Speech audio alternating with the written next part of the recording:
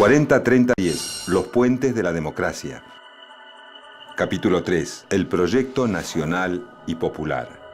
No nos podemos olvidar que derechos humanos son los derechos económicos, sociales, culturales, etcétera, etcétera, que es un eje muy fuerte de la política actual del gobierno de Kirchner, donde cambia la matriz económica de acumulación por un concepto de distribución que respeta mucho más las necesidades populares y que satisface demandas sociales y económicas. La reivindicación más grande que hace Néstor para nosotros es cuando dice que nuestros hijos son sus compañeros y nosotros somos sus madres. Primer discurso que él dio frente a todos los militares se desordenan, miran uno para el otro y él decirles, vengo acá a decirles que quiero un ejército del pueblo, un ejército que recupere la tradición de San Martín. Que como presidente de la Nación Argentina no tengo miedo, ni les tengo miedo. Que queremos el ejército de San Martín, Belgrano, Mosconi y Savio, y no de aquellos que asesinaron a sus propios hermanos, que fueron de Videla, Galtieri, Viola y Viñones. Hay un nuevo país. Necesitamos soldados comprometidos con el destino de la patria. Y como presidente de la Nación Argentina, vengo a reivindicar un ejército nacional comprometido con el país y alejado definitivamente del terrorismo de Estado. A mí ese día me pegaban una rodilla contra la otra. El tema de la política de derechos humanos en materia de persecución por los crímenes de lesa humanidad se inicia con el juicio de las juntas y continúa hasta el día de hoy.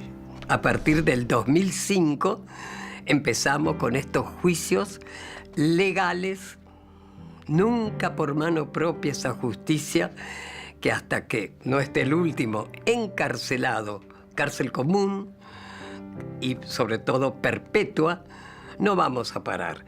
La utilización de la Escuela de Mecánica de la Armada, que creo que es un hecho extraordinariamente importante del gobierno de Kirchner. Como cuando bajó el cuadro de Videla, Néstor en ese discurso planteó un nuevo rol para las Fuerzas Armadas, planteó la división entre aquellos que violaron los derechos humanos y los que no tenían nada que ver con eso y por supuesto iban a caminar de la mano del pueblo, y planteó la necesidad de memoria, verdad y justicia. Cuando él le dijo proceda, te juro, yo tenía ganas de tenerlo al lado para besarlo, para abrazarlo, para decirle gracias en nombre de los hijos. Fue una sensación impresionante. Y no le pidió a un soldado, al general Bendini le dijo, baje los cuadros. Te juro, cuando lo vimos después nosotros en la televisión, ¿no es cierto? Era así, era decir, qué presidente, Dios mío, que tenemos. Fue una maravilla, fue un antes y un después. En algún lado hay un núcleo de poder, yo diría, latente, que dispuesto a activarse o a producir cualquier tipo de episodio en función de su recalcitrancia y su odio a todo lo que significa este proceso democrático con la condena a la represión militar. Julio López es una factura que le pasan a Kirchner, a mí no me cabe ni la más mínima duda. Les puedo asegurar que en esta responsabilidad y en este tiempo histórico que el pueblo argentino me ha permitido tener la iniciativa política en la conducción del país, no pienso ni claudicar ni renunciar a las convicciones que abracé toda mi vida. La figura de Néstor Kirchner empieza a llamar la atención y a convocar.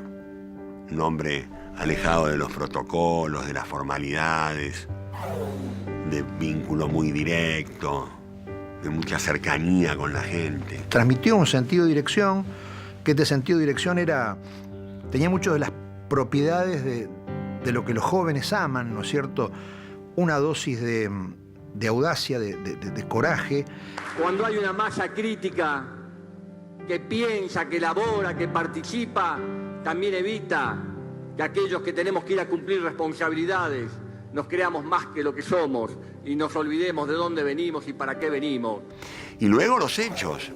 O la mayoría de ellos, cuando empezamos a construir la justicia independiente, y está aprobado en la Corte Suprema que se está constituyendo en nuestro país, aparecieron aquellos que no querían cambiar nada y entraron a mostrar su verdadera cara, y ustedes lo vieron, diciendo: están haciendo procedimientos que no corresponden, esto y el otro, cuando nos movimos dentro del marco de la ley, pero dijimos que este país necesita una justicia, y la gente y los doctores que van a la Corte Suprema de la Nación Argentina son absolutamente independientes. Y Néstor me dice una cosa, es decir, esto que decía, es decir, yo tengo los mismos sueños que teníamos cuando éramos jóvenes. Nosotros vamos a subir 2 o 3 escalones en ese camino de los sueños.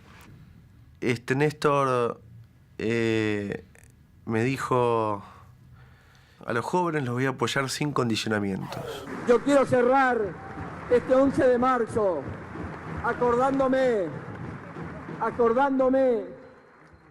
de los jóvenes radicales del 73, de los jóvenes de la Alianza, del doctor Allende del año 73, de los jóvenes de la democracia cristiana, de los jóvenes de partidos de izquierda, de los jóvenes del justicialismo, que creían que se podía hacer un país distinto.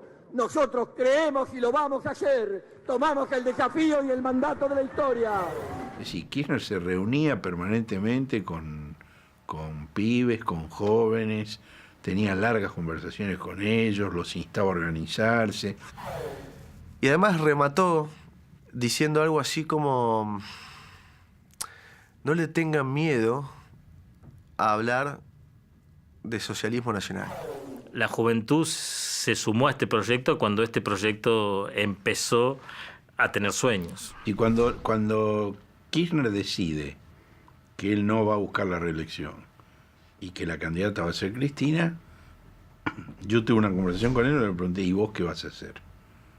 Y me dijo: yo me voy a dedicar a formar cuadros juveniles para asegurar la continuidad de este proceso. La última manifestación pública de Kirchner es el acto del Luna Park. Creo que ahí la juventud le hizo el clic y dijo: no, hay tipos que realmente creen que la política puede transformar nuestra vida real. Debe ser verdad eso. Néstor empieza a trabajar también con lo que tiene que ver con la corriente juvenil propia del kirchnerismo, que es la Cámpora, que son también grupos de jóvenes dirigentes con una fuerte impronta política que vienen trabajando por debajo con los jóvenes, digo por debajo por las distintas redes barriales, estudiantiles, con los jóvenes, que tuvo lamentablemente su surgimiento a la visibilidad de la ciudadanía a partir del 27 de octubre, cuando fallece Néstor Kirchner. Entonces Néstor a nosotros nos dio una herramienta de poder fabulosa, que es la política. En primer lugar, incorpora los movimientos sociales, porque en aquel momento tenías el movimiento obrero organizado, muy deprimido justamente por la amenaza de desocupación. El movimiento obrero de la época, creo que 6 o 7 sindicatos solamente apoyaron la candidatura de Néstor. Allá a fines de los 90 teníamos 185.000 fábricas cerradas y 8 millones de desocupados. Por lo tanto, hubo un traslado organizacional de la clase que ya no era el ámbito de trabajo, sino que era el territorio. La mezcla de asistencialismo y represión era una característica del tiempo en el que veníamos. Y Néstor plantea: no va a haber represión y vamos a transformar lo que son los planes sociales en un puente hacia el trabajo. La casa de gobierno se veía de todas las ventanas, vos veías totalmente rodeada de movimientos sociales que demandaban trabajo y demandaban planes sociales. Entonces le decíamos que había que patear las puertas de los funcionarios para volteársela, para entrar adentro, para discutir los problemas que existían en el territorio, y acá había alguien de la puerta adentro que te abría la puerta. Y de repente se da vuelta y me dice: Danielito, pase lo que pase, yo no voy a reprimir. Era el primer aniversario de la muerte de Costequi y Santillán. Y ese día había 50.000 personas en la plaza y nosotros nos movilizamos. Y Néstor estaba en la casa de gobierno y se ve que ve las banderas de la organización, que sabía que estaba yo ahí, entonces dice: llámenlo que quiero hablar. Siempre me decía: ojalá que alguna vez pueda ver la Argentina sin la necesidad de planes sociales, ¿no? Qué bajo que ha caído el movimiento popular, que hoy hay 50.000 personas pidiéndome planes sociales de 150 pesos y comida.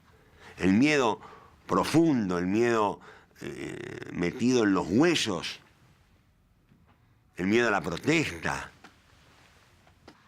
Nosotros luchábamos por la liberación, contra la dependencia, por una patria justa, por el desarrollo nacional, por montones de cosas. Y hoy el movimiento popular, mirá en qué condiciones subimos. Pues frente al Ministerio de Trabajo, en los primeros 2 años, pasaban miles miles de excluidos de toda exclusión. Miles. Teníamos entre 2 y 3 movilizaciones por día. Algunas de ellas ni siquiera pedían algo. Algunas de ellas querían que los viéramos, que supiéramos que existían. Ustedes están acostumbrados a hacer política marginal, me decían esto, por los márgenes del proceso, y ahora van a tener que hacer política por el centro del proceso. Tenía que comunicarse directamente con los trabajadores que no tenían trabajo. Entonces empezó a construir en más una fuerte masa de trabajadores, se crearon más de 5 millones de puestos de trabajo, que esos 5 millones de puestos de trabajo fueron automáticamente a distribuirse en los distintos sindicatos. Entonces él sabía que desde ahí podía generar un movimiento obrero que esté a la altura de las circunstancias. Néstor les devolvió la política a los más humildes, en el caso nuestro, nos devolvió la política, nos transformó en una organización social, una organización política. Todavía hay mucho en esa escalera de construir esos sueños, hay mucho para subir y para cambiar, y para participar, y para convencer, y para mostrar de que los humildes y los trabajadores tienen que ser parte del gobierno de este país. Ojalá algún día, frente al ministerio, en vez de pasar estas familias, estas mujeres con chicos, estos hombres jóvenes, que no tenían trabajo. Ojalá algún día tengan en la puerta del Ministerio de Trabajo trabajadores. Protestando, pero trabajadores. Y pasó. Y vaya si pasó. 40-30-10, los puentes de la democracia.